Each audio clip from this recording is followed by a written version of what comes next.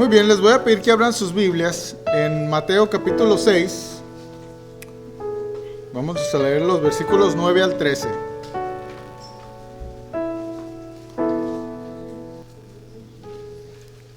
Mateo 6, versículos 9 al 13, que dice: Vosotros pues oraréis así: Padre nuestro que estás en los cielos, santificado sea tu nombre. Venga tu reino. Hágase tu voluntad como en el cielo, así también en la tierra. El pan nuestro de cada día, dánoslo hoy. Y perdónanos nuestras deudas, como también nosotros perdonamos a nuestros deudores. Y no nos metas en tentación, mas líbranos del mal.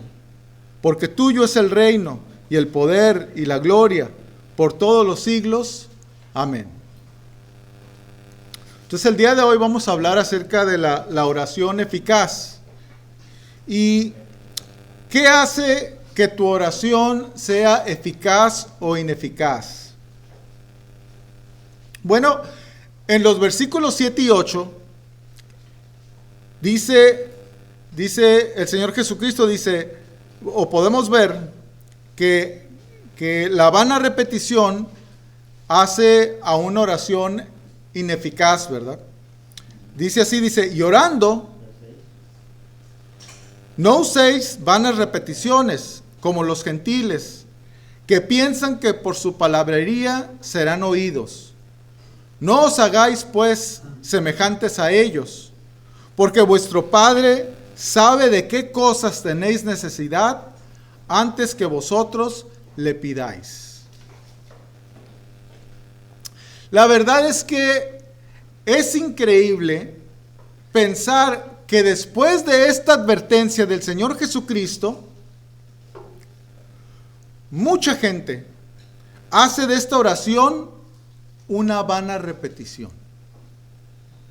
O sea, increíble, ¿verdad? Que se vuelva algo que nada más se repite. Lo acaba el Señor Jesucristo de advertir. No hagamos vanas repeticiones, ¿verdad? Y vamos otra vez y lo hacemos, ¿verdad? Hablo en general, pero esa es una costumbre, sobre todo en países que hablan el español, ¿verdad? Son costumbres que se hacen en contra, ¿verdad?, de lo que dice el Señor Jesucristo.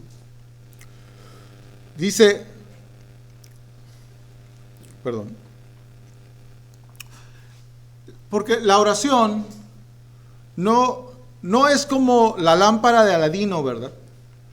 Al cual se le frotaba a la lámpara, ¿verdad? Salía un genio y te decía: tu deseo son mis órdenes, ¿verdad? Así no funciona la oración. Porque a Dios nadie puede manipular para obtener lo que quiere, lo que se quiere. No funciona Dios así. Dios no contesta de esta manera, no escucha cuando una persona lo busca de esta manera. Por eso dice la Escritura, ¿verdad? Dice el Señor Jesucristo: no os hagáis pues semejantes a ellos. Dice: porque vuestro Padre sabe de qué cosas tenéis necesidad antes que vosotros le pidáis. Jesús quiere, ¿verdad?, que nos acerquemos a Dios, teniendo en mente que a través de Cristo, pues tenemos un Padre que nos ama, que se interesa personalmente por nosotros. Debemos ir a Dios confiando en su benevolencia, ¿verdad?, y su cuidado por nosotros. O sea, el mismo Señor Jesucristo lo declara, ¿verdad?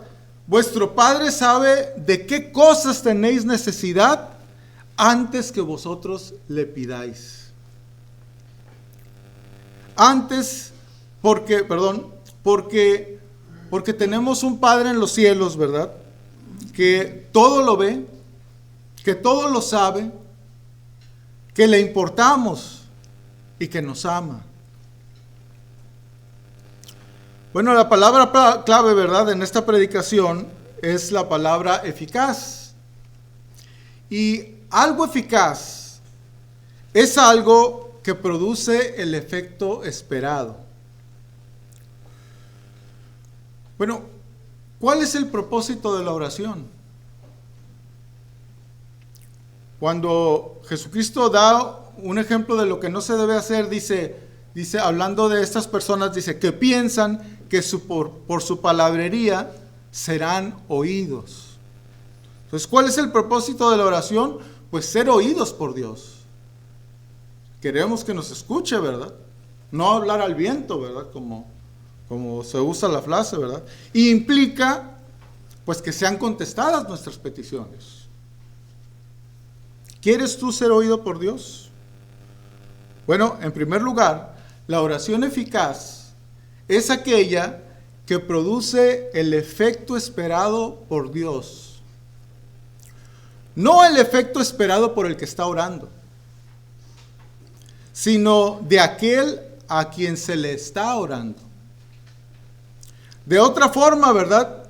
Si produjera el efecto esperado por nosotros, entonces sería como frotar la lámpara de Aladino, ¿verdad? Le pedimos y Dios nos concede todo lo que le pedimos. Pero lo que Dios quiere es que empatemos su voluntad con la nuestra, ¿verdad? Por eso Él quiere que cambies o alinees tus prioridades. No se trata de mí, ¿verdad? Sino se trata de Dios. Quiero decir, primero las cosas de Dios, el Señor Jesucristo enseñó, y luego las mías. Jesús pone en orden las prioridades de la vida. Como siempre, ¿verdad? Jesús no solo decía, sino Él hacía. Aquello que enseñaba era aquello que Él vivía. Y la prioridad del Señor Jesucristo era Dios. Y eso es lo que nos está enseñando, ¿verdad? Cuando oremos a Él. También Él quiere que cambies o alinees no solamente tu prioridad de ponerlo a Dios sobre todas las cosas, sino que quiere que cambies o alinees tu enfoque a las cosas, ¿verdad? Por las cuales estás pidiendo. Dios está deseoso de darnos buenas cosas, ¿verdad? Nos alienta constantemente a orar. Hace más de 200 años, un creyente holandés escribió una frase sobre el verdadero poder de la oración. Y decía él, la oración no cambia a Dios, dice, pero sí cambia a quien ora. Y así debe de ser, ¿verdad? La oración debe de cambiarnos a nosotros. Porque Dios es como es siempre, Dios nos ama y siempre nos amará. No le tenemos que pedir que nos ame, porque Él es amor. Dios es como es, ¿verdad? Y Él no cambia. Es el mismo ayer, hoy y por los siglos. En Santiago capítulo 1, versículo 17, dice la Escritura, toda buena dádiva y todo don perfecto desciende de lo alto, del Padre de las luces, en el cual no hay mudanza ni sombra de variación. Bueno, entonces debemos de pensar a qué se refiere, ¿verdad? Cuando dice toda buena dádiva.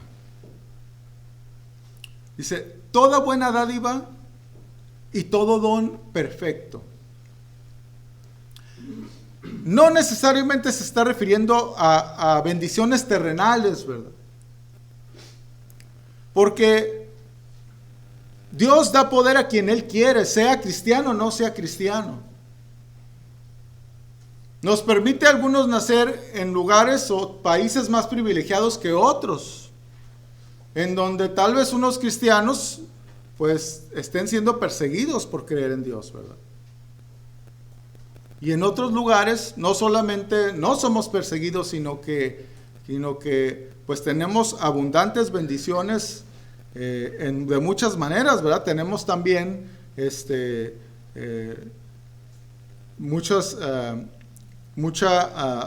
muchas oportunidades, y entonces cosas que en otros lugares, otros países no hay, en otros sí los hay, pero Pero aquí dice que toda buena dádiva y todo don perfecto, dice, desciende de lo alto.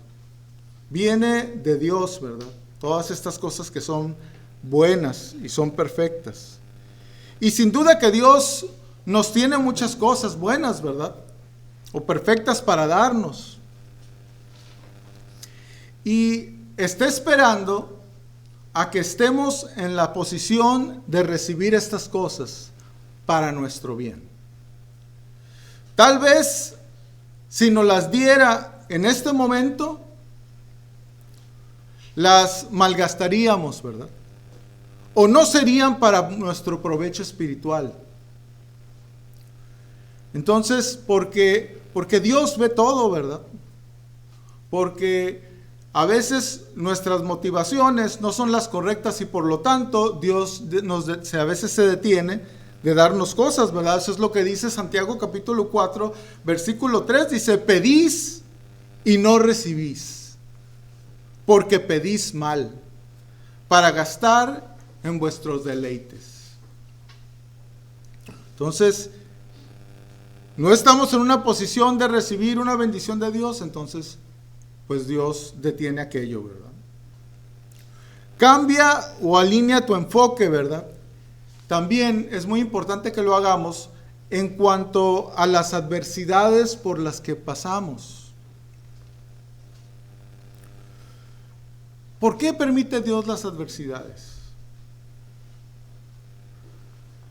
Podríamos considerar la adversidad como un regalo, como algo bueno. ¿Sería Dios capaz de hacer de las cosas difíciles de la vida cosas buenas? La verdad es que si las dificultades no fueran benéficas a nuestras vidas, Dios no permitiría que vinieran a nuestras vidas, pero Él las permite. En 2 de Corintios, capítulo 4, versículos 17 y 18, dice la Escritura, dice, porque esta leve tribulación momentánea produce en nosotros un cada vez más excelente y eterno peso de gloria, no mirando nosotros las cosas que se ven, sino las que no se ven. Pues las cosas que se ven son temporales, pero las que no se ven son eternas. O sea, esta tribulación terrenal es una oportunidad de hacer tesoros en el cielo. Mi enfoque, pues, es hacer tesoros en el cielo, ¿verdad? Y es el enfoque que Dios nos quiere dirigir, ¿verdad?, hacia ello. Por eso Dios permite las tribulaciones en nuestras vidas. Además, todo lo que Dios permite que experimentemos y las cosas que Él retiene de nosotros, que no nos da, ¿verdad?, son parte de todas las cosas que nos ayudan a bien, como dice Romanos capítulo 8, versículo 28, ¿verdad? Dice, y sabemos que a los que aman a Dios, dice, todas las cosas les ayudan a bien. Esto es, a los que conforme a su propósito son llamados. Nuestra oración en las dificultades, ¿verdad?, siempre debe de ser el confiar en Dios, ¿verdad? Señor, tú sabes por qué lo haces. Tú sabes por qué estás permitiendo esto en mi vida.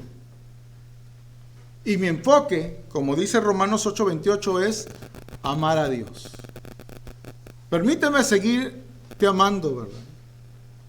Que no mengue, ¿verdad?, mi amor, para que se cumpla esta verdad en mi vida. Que los que te aman, todas las cosas les ayudan a bien. Estaba escuchando en una grabación ahorita de la preparatoria, o el equivalente de lo que es la preparatoria en Estados Unidos, ¿verdad? Y se paró una jovencita, le dieron 3 minutos para hablar, fue la mejor alumna de toda su escuela. Y entonces ella empezó a hablar de que era una persona que era muy perfeccionista. Y decía que ella basaba su valor en los éxitos que ella tenía. Entonces, ya si yo saco un 9, dice, siento que no fallé.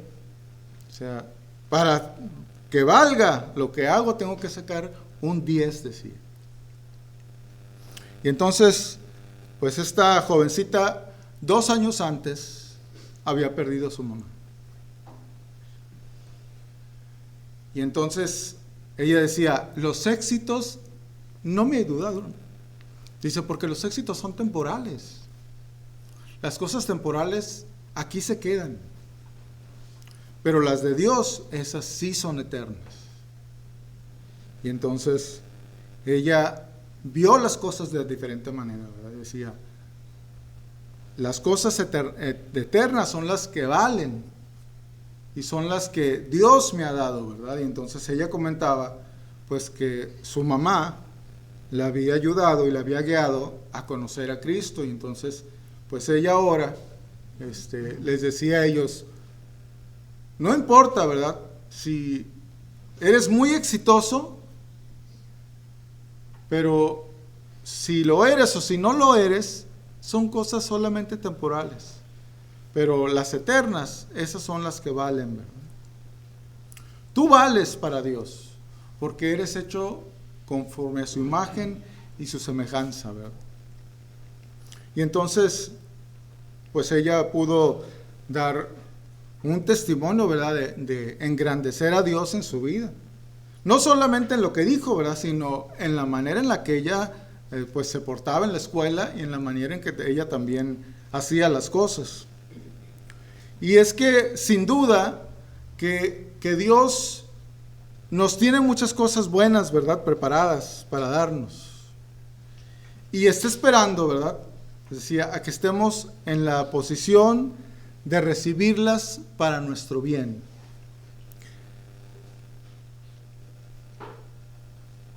Dios quiere que quites la mirada cuando vas en oración. Dios quiere que quites la mirada en aquello en que lo tienes y la dirijas a Dios, ¿verdad? Normalmente cuando vamos en oración es porque ocupamos algo, porque tenemos un problema, porque se nos presenta una adversidad y la tenemos delante de nosotros, ¿verdad? Cuando tenemos problemas, normalmente no nos dejan disfrutar de las cosas porque nos estorban, ¿verdad? Están entre las cosas y nosotros. La gente no disfruta de su comida, ¿verdad? Raro decir eso, pero normalmente, ¿verdad? La gente cuando tienen problemas, pues no los disfrutan. Pero Dios quiere que cambiemos ese enfoque, ¿verdad?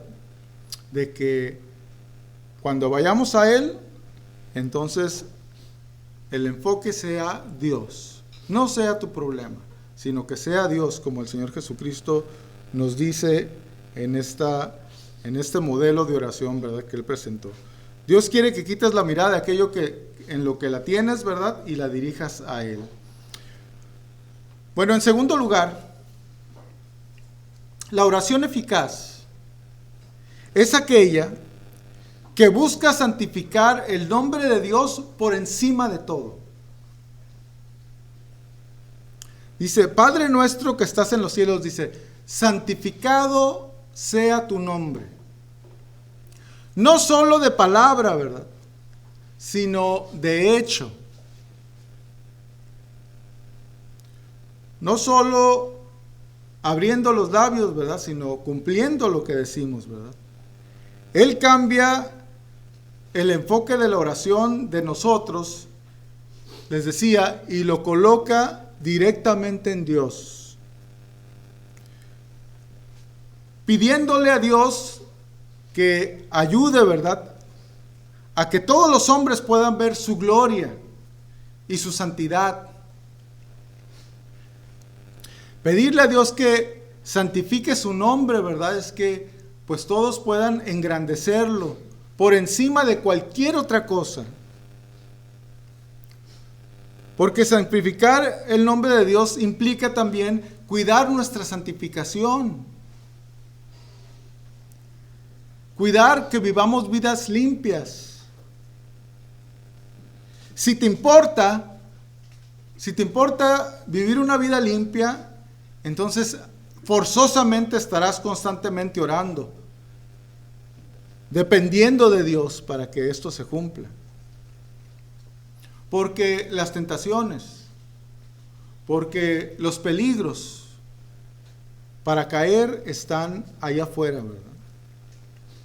Dice en Mateo capítulo 5, versículo 27, dice, oísteis que fue dicho, no cometerás adulterio. Pero yo os digo que cualquiera que mira a una mujer para codiciarla, ya adulteró con ella en su corazón. El pecado a veces está a la puerta, ¿verdad? Y si mi intención es glorificar el nombre de Dios, es santificarlo, entonces debo de cuidar mi vida, ¿verdad? Mi vida, primeramente mi testimonio, ¿verdad? Que debe reflejar pues lo que hay en mi vida. Dios es santo y digno de suprema alabanza. Una y otra vez cantamos, ¿verdad? Lo alabamos porque Él es digno de alabanza, ¿verdad? Y cualquier cosa que le robe el lugar a Dios o el lugar que Dios debe de tener en tu vida, se convierte en un ídolo. Y entonces no podemos, ¿verdad?, nosotros santificar su nombre cuando hay ídolos en nuestra vida. Entonces debemos de quitar cualquier cosa, ¿verdad?, que tenga el lugar que Dios merece. Dios merece el primer lugar en la vida de cada uno de nosotros. Él está por encima de todo y de todos, de todas las personas, ¿verdad?, y de todas las cosas. Porque eso es algo que Dios merece, ¿verdad? Y vemos en la Escritura que cuando una persona está dispuesta a hacerlo, entonces Dios trae una bendición especial, ¿verdad?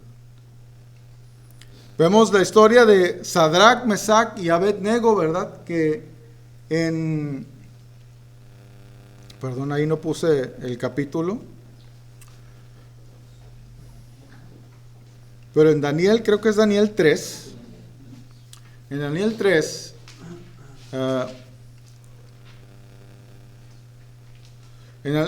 en el versículo 14, dice, después de que los habían acusado de que no habían hecho lo que el rey Nabucodonosor les había mandado, dice, habló Nabucodonosor y les dijo, ¿es verdad, Sadrach, Mesach y Abed-nego, que vosotros no honráis a mi Dios, ni adoráis la estatua de otro que he levantado?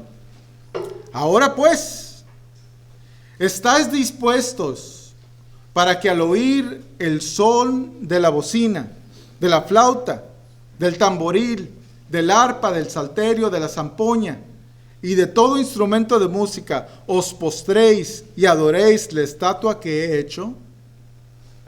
Porque si no la adorareis, en la misma hora seréis echados en medio de un horno de fuego ardiendo. ¿Y qué Dios será aquel que os libre de mis manos? O sea, engrandecer el nombre de Dios, cuando nosotros estamos dispuestos, ¿verdad?, a santificar el nombre de Dios, se nos van a presentar problemas. Vamos a sufrir consecuencias. Vamos a tener personas que nos ataquen. Porque Satanás, ¿verdad?, es quien imprime y le da a este mundo pues dirección, y eso es algo que a él le desagrada, ¿verdad?, de una manera pues muy obvia. Y ellos contestaron, dice, Sadrach, Mesach y Abed-nego respondieron al rey Nabucodonosor, diciendo, no es necesario que te respongamos sobre este asunto. He aquí que nuestro Dios, a quien servimos, puede librarnos del horno de fuego ardiendo, y de tu mano, oh rey, nos librará. Y si no, sepas, oh rey, que no serviremos a tus dioses, ni tampoco adoraremos la estatua que has levantado. Bueno, y vemos que Dios les libró, pero algo que aquí dice que llama mucho la atención, ¿verdad? Es lo que dice el versículo 18, que dice, y si no los libra, ¿verdad? Sepas, oh rey, que no serviremos a tus dioses. Cualquier situación de dificultad en tu vida es una oportunidad, ¿verdad?, para santificar el nombre de Dios, para honrarlo, para engrandecerlo.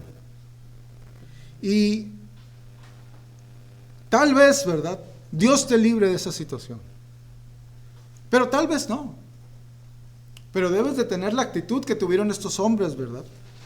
Y si no me libra, si no es su voluntad librarme, sepas, oh rey, que no serviremos a tus dioses. No siempre ha sido la voluntad de Dios librar, ¿verdad? Esteban fue apedreado y fue muerto, ¿verdad? Pero él santificó el nombre de Dios. Pero la voluntad de Dios fue llevárselo. Pero consiguió lo que él quería, ¿verdad? Y esto es lo que hace, ¿verdad?, una oración que es eficaz, ¿verdad? Consigue glorificar el nombre de Dios.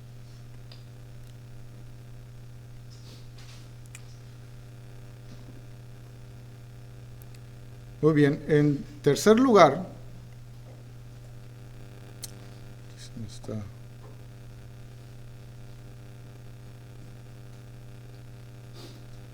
le salió vida aquí a la computadora y se me anda yendo para arriba y para abajo, ¿verdad? Muy desobediente las computadoras. En tercer lugar, ¿verdad? La oración eficaz es aquella que da prioridad a cumplir la voluntad de Dios. Es aquella que da prioridad a cumplir la voluntad de Dios, ¿verdad? Y en su oración el Señor Jesucristo lo comenta, ¿verdad? Que su voluntad sea hecha como en los cielos, dice, también en la tierra. Esa es una petición, ¿verdad? Y un deseo que tiene. Y claro, tenemos su voluntad escrita. No tenemos que orar para saber cuál es su voluntad en ciertos detalles, ¿verdad? En cosas que Dios no nos ha revelado. Pero las que tenemos reveladas, las debemos de cumplir. Se deben de cumplir, ¿verdad? Cuando decimos que tu voluntad, ¿verdad?, como se cumple en el cielo, se cumpla también en la tierra, pues debemos de primeramente, pues, obedecer esta voluntad escrita que tenemos ya. Y la voluntad de Dios es cuando hablamos de la voluntad de Dios, hablamos de su deseo o su intención, ¿verdad? La intención que Él tiene para con nosotros. Y la intención, hablando de la voluntad, ¿verdad?, es una idea que se persigue con cierta acción o comportamiento, ¿verdad? Entonces, pues Dios tiene cierta intención, ¿verdad? Y nos las ha dado a conocer. Esa es su voluntad, ¿verdad?, escrita. Pero nosotros debemos, pues primeramente, ponerla en práctica, ¿verdad?, en nuestra vida. Y quisiera comentar algo que vimos hace poco porque, bueno, esta semana anduvimos en un de esos cines planetarios, ¿verdad?, que están redondos, y estábamos viendo una película sobre pues el ecosistema, y entonces se filmó en un lugar de Tanzania, allá en África, y entonces mencionaba acerca pues empezó a poner el lugar, los animales que ahí vivían. Entonces habían unos, le dijeron el nombre en inglés, nunca lo había escuchado y tampoco los había visto, pero parecían alces combinados con un búfalo. Están medio raros los animales, pero la cosa es que había más de 1 millón de ellos. Y había 500,000 cebras, y había no sé cuántos otros animales, y entonces eran 2 millones de animales que vivían en este ecosistema, y eran los que influenciaban todo el ecosistema, decían. Narraba la película, ¿verdad? Y entonces hablaba del balance que existía en la creación. Y bueno, comentaba acerca de estos, y imagínense 2 millones de animales grandes comiendo pasto, comiendo plantas. O sea, se acaba la comida. Y entonces, pues cada como 6 meses tenían que emigrar y viajar casi 2,000 kilómetros hacia otra parte de África para poder, pues, sobrevivir, porque si no, no habría comida ya más para ellos. Y entonces ahí andaban, y los animales muy buenos para correr, o sea, muestran uno que nace y a los 7 minutos no solamente ya se paraba, sino que ya corría. Entonces vemos y decimos, qué bárbaro, o sea, ¿cómo? Pues comparados con los bebés, ¿verdad? No, hombre, mi bebé cumplió 1 año y todavía estaba muy gordito, no se podía ni caminar todavía. Y el que más camina más rápido, ¿verdad? A los 8 meses, 9 meses, decimos, fulanita, mira, ya caminó, pero 8 meses, 7 minutos ya estaba corriendo este animal, ¿verdad?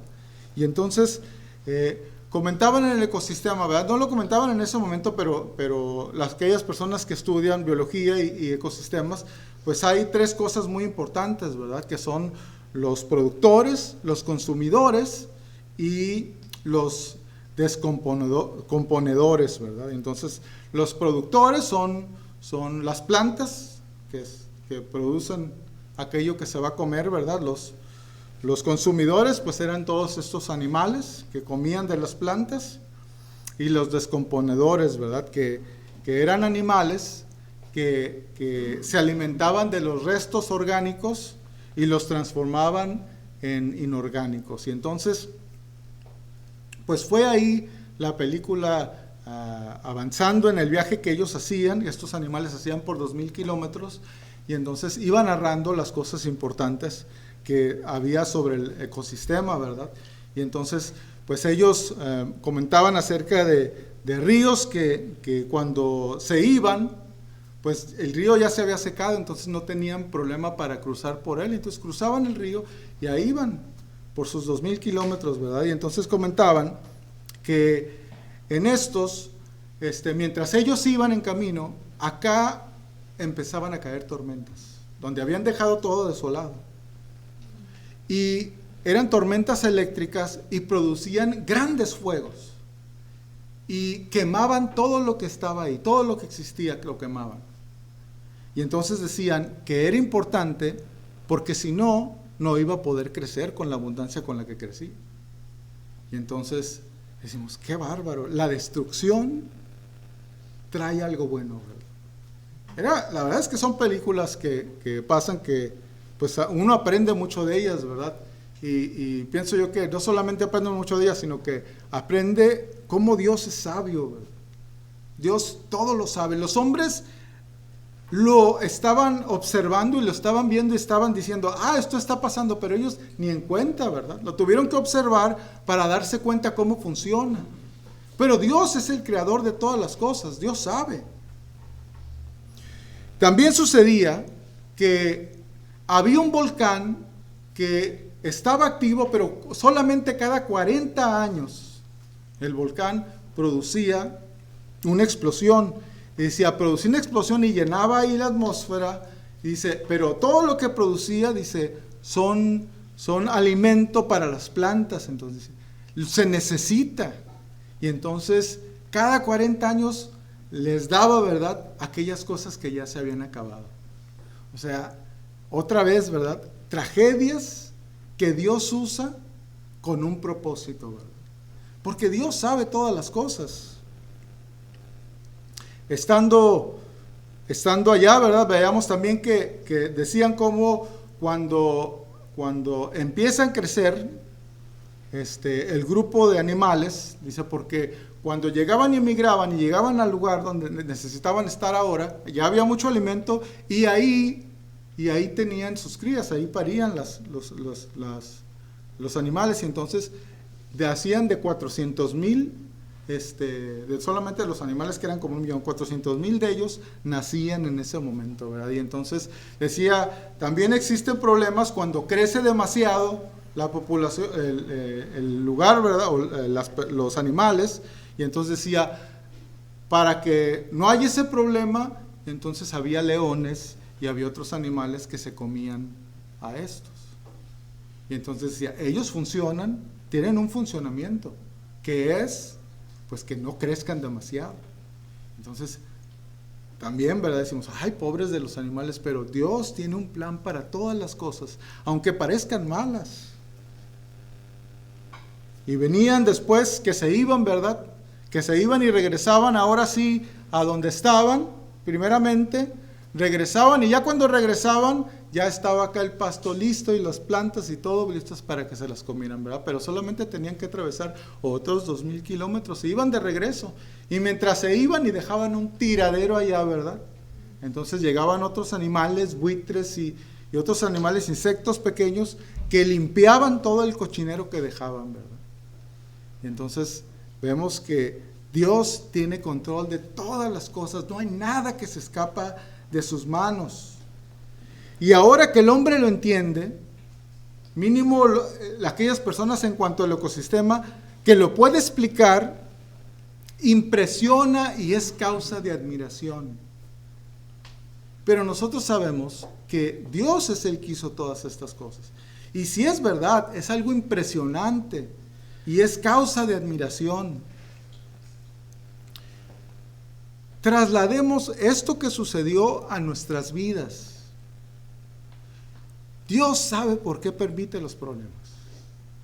Dios sabe por qué permite las pérdidas, ¿verdad? No las entendemos. No las podemos explicar muchas de las veces. Tal vez la mayoría de las veces. Pero confiamos, ¿verdad?, que Dios tiene un propósito. Y que sus propósitos en aquellos que le aman, son para nuestro bien. Todas las cosas a las que Dios nos llama a cumplir en las Escrituras son su voluntad para nosotros. Les decía, la voluntad revelada de Dios, ¿verdad? Debe de ser lo que nos atañe, ¿verdad? O lo que nos corresponde. Esa es nuestra parte. Ese es a lo que nosotros debemos de poner nuestra atención y nuestro esfuerzo. Dios no nos va a pedir cuentas de aquellas cosas que no nos ha revelado, pero sí de aquellas cosas que nos ha revelado y que nos ha llamado a cumplir. Cuando oramos, ¿verdad?, y decimos lo que dice esa parte, ¿verdad?, hágase tu voluntad, lo debemos hacer con pleno convencimiento de que Dios tiene el derecho sobre todo ser humano, porque Él nos hizo, porque somos sus criaturas y le pertenecemos a Él.